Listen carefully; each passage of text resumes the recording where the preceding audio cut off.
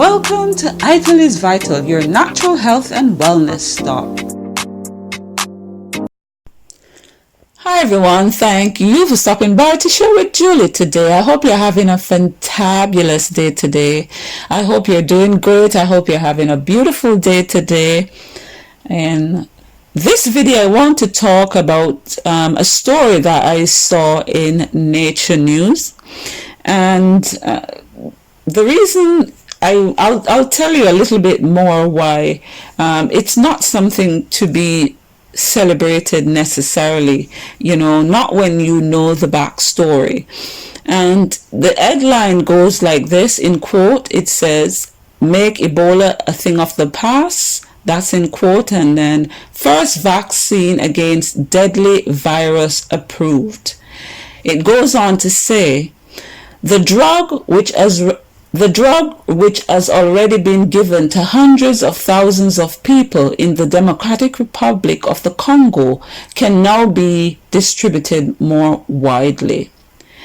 The world finally has an Ebola vaccine. On 11 November, European regulators approved a vaccine that has already helped to control deadly outbreaks of the virus. The first time any immunization against Ebola has passed this hurdle.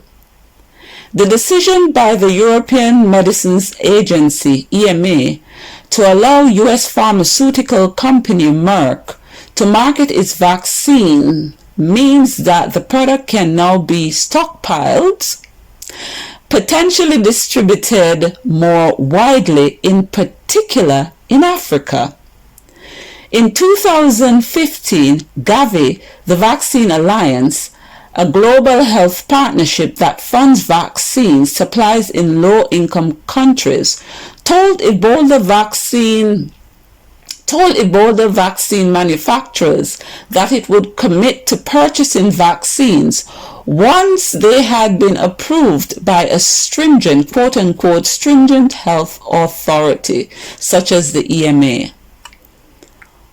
Although I'm not going to read all of it, but I just want to read a little bit more of this for you.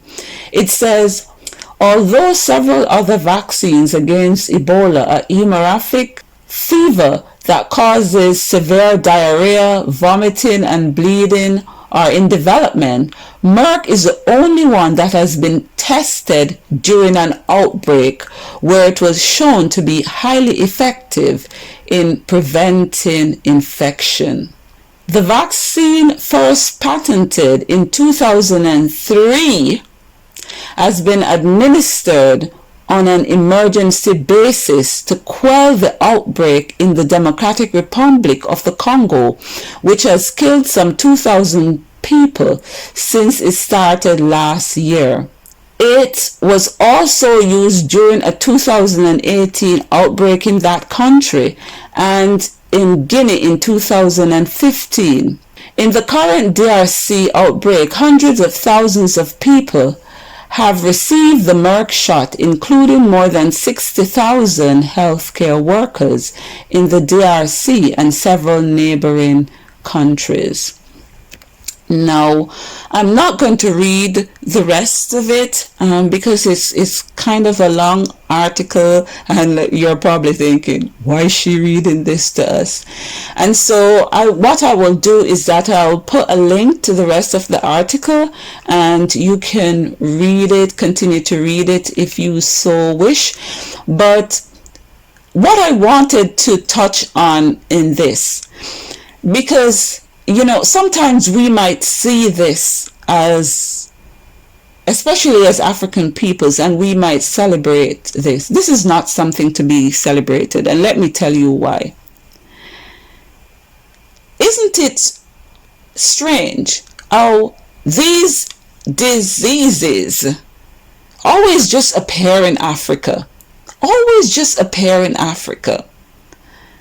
These experiments that they have been doing. This is my analysis. This is what I think is occurring. This is my opinion. I believe they are creating these diseases so that they can supply the cure. Merck, they had a patent. They took out a patent for the first vaccine in 2003. And isn't it also so convenient that there was an outbreak and whoops, they could test their new vaccine. They could test their new vaccine. There was suddenly an outbreak and they could test their vaccines on people. And you know what the disturbing thing about this is?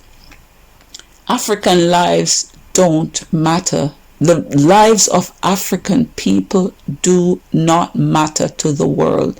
And this is what I'm saying to us. Even if the lives of African people does not matter to majority of the people in the world, it should matter to every black woman, man, and child. It should matter regardless of where you are. Whether you believe you're Aborigine or whether you believe you're from the continent, it should matter.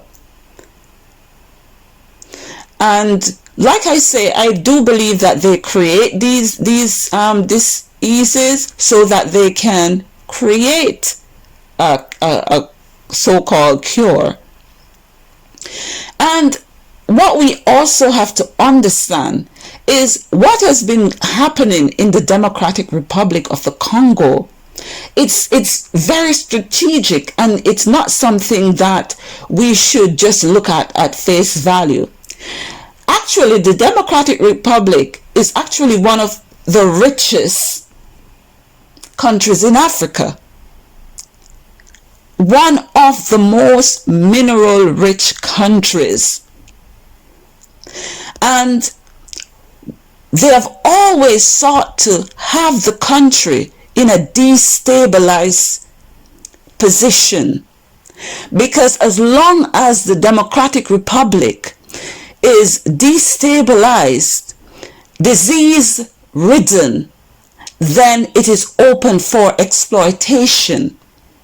And they have been exploiting it for hundreds of years, and it hasn't stopped. And especially with puppet leaders who don't care about their people, this is what continues to happen.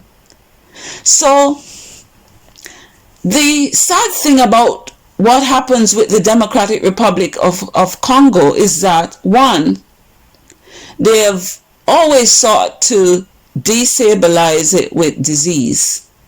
So whenever you need to create a situation, there's an outbreak. There's an Ebola outbreak whenever you need to destabilize the country.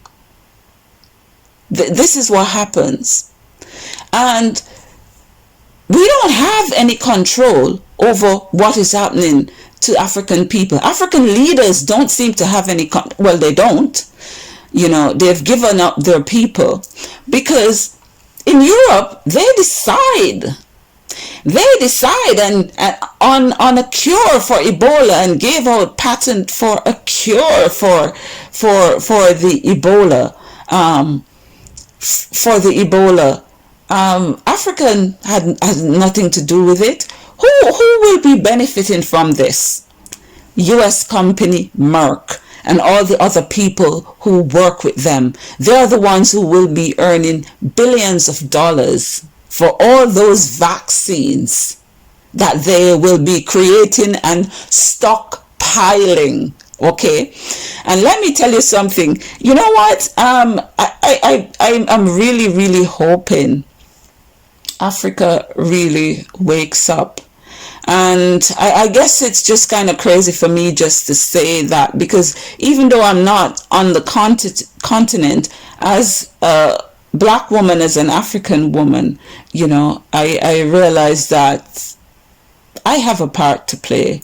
In somehow, some way, I also have a part to play.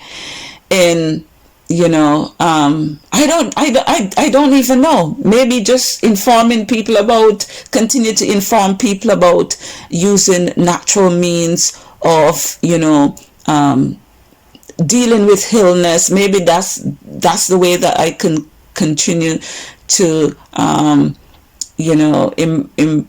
make a contribution. And I hope to go to Africa and really and truly explore the natural herbs that are there, because the herbs are there and the local peoples, they know how to use the herb.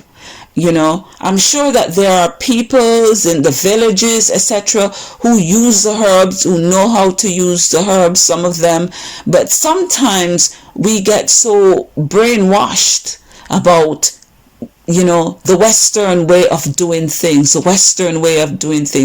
So what you find is that a lot of people have abandoned the herbs and the natural way of, dealing with health.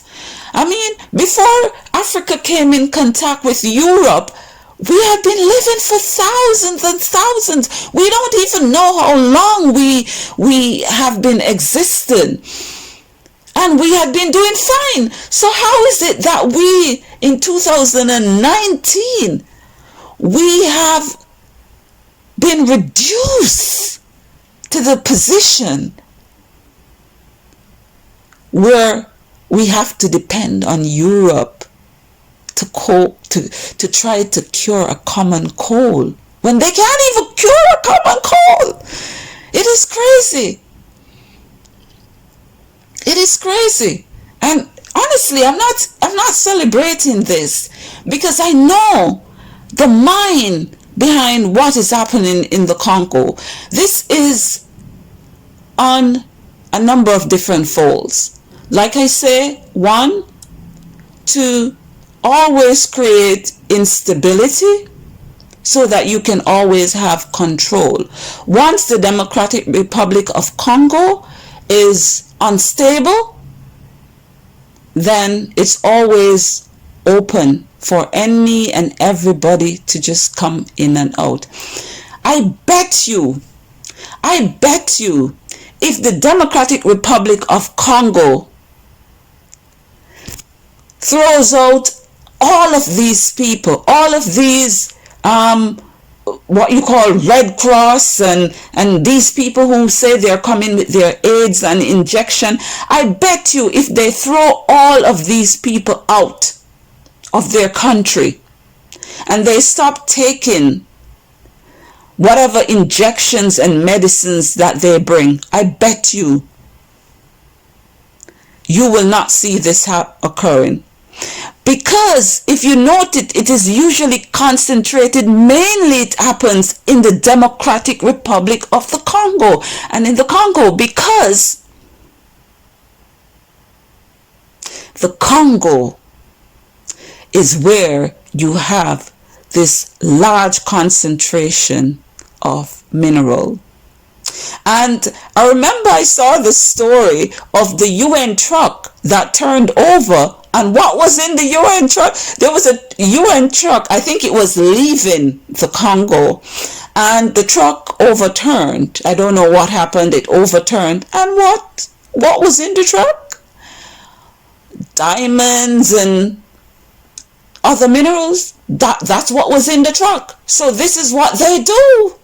So you go in and you say, bringing in medicine, and you leave with minerals, and so my hope, Africa, we have to get its act together, and we all have a part to play in helping to get things together, because even we in the diaspora, we have a lot of issues, even in the territories where we live. We have a lot of issues dealing with, and because it's a fight on all sides. It's almost as if it's a war against melanin. That's what it is. That's what I call it. It's a war on melanin. But my hope is that Africa will get to the state where, even if get to the state of unity and working together and supplying each other's needs, where we are able to help each other in times of crisis. And so if there is truly, for example, an outbreak in the Democratic Republic of the Congo, then it is handled within Africa, and we can look out for each other, and its neighboring country can come to its aid. And I think one of the thing that I really think had really affected Africa over the years was, I really think that, the message of Kwame Nkrumah, as, he urged, he practically pleaded, for African unity just coming out of independence. And I think that would have made Africa a different place today, and not so ripe and open for exploitation.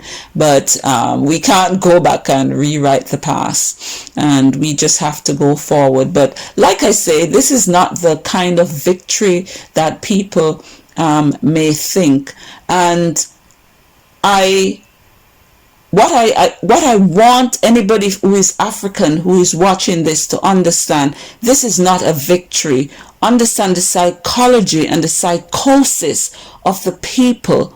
Your oppressor cannot be your savior. Your oppressor cannot be your savior. And whenever the persons who are oppressing you are always there running to your aid, then you have to ask yourself, why? Why? What's in it for them? And my hope is that Africa will reach a stage, or reach a position where, like I say, if something is wrong in a neighboring country, that, fellow African country and even fellow Africans on the ground can get together and say, you stay where you are, Europe. We can handle it. We can take care of our people.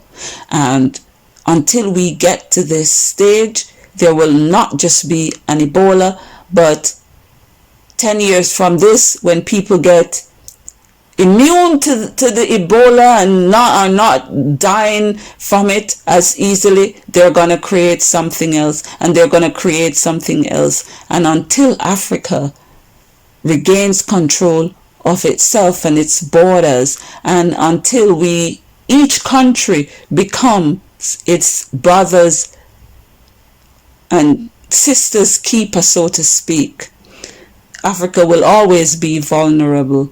And there will always be another Ebola, because Ebola did not just come out of the blue. Ebola did not just come out of the blue. I believe Ebola was created, and it's unfortunate for African people, especially the people who are living in the Democratic Republic of the Congo, because as I noted, they create the disease, they come with the cure, and they make billions and trillions of dollars. And then, in addition to that, they control you. They control you. Whenever they want, they can just create unrest. They can create unrest. They can create an outbreak just at the snap of a finger. They can create, outbreak, because they're coming in with their vaccines and all of these things. Half the time, people don't even know what is being injected in them. They don't, And so, I just found that really, really disturbing, because I know what they're about, and it's not about helping African people. No one has ever been about helping African people. And I don't know why we don't get this as a people. We don't seem to get this as a people. We have to be about African business. We have to be about curing ourselves. Europe is not interested in curing Africa. If Europe come with a cure, Europe has an agenda. And so with that, I will end that. So don't forget to like this video, share, subscribe, and be the change you'd like to see in this world. Have a fantabulous day today. Ta-ta! Welcome to Ital is Vital, your natural health and wellness stop.